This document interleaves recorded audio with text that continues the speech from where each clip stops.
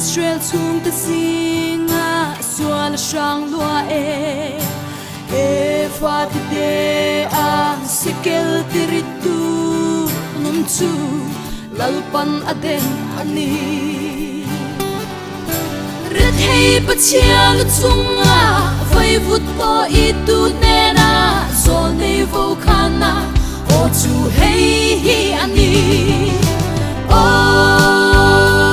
Israel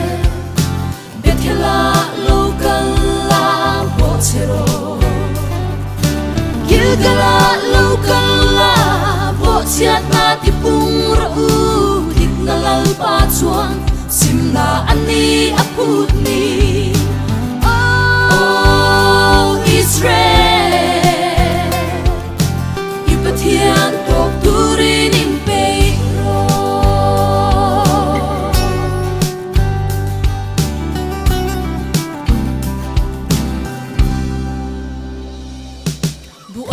Zurnan thathar ngak dele changputan shal thei nan sol niral ngak del ron la ulang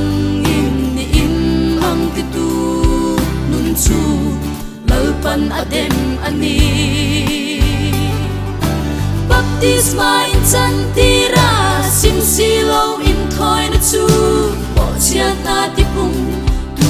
mai ani oh Israel Bethela local la bochero Gilgala local la bochiat na tipung rau dik na lalpa chuan simna ani aputni oh Israel Ipathian tok turin in peiro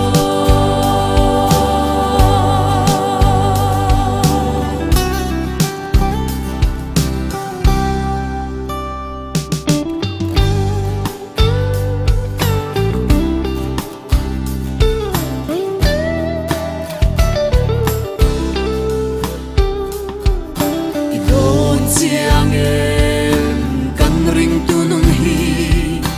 lalpa mi ta singa suan sang lua dik na fam ta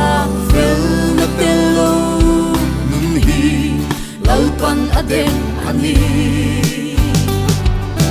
chanem ngai na reng nei lo ta na nga rong pon hi ma ni lu chunga nei ling che ang ani oh Israel Bethela local la bochero Gilgala local la bochiat na tipung rau dik na lalpa chuan simna ani apuni oh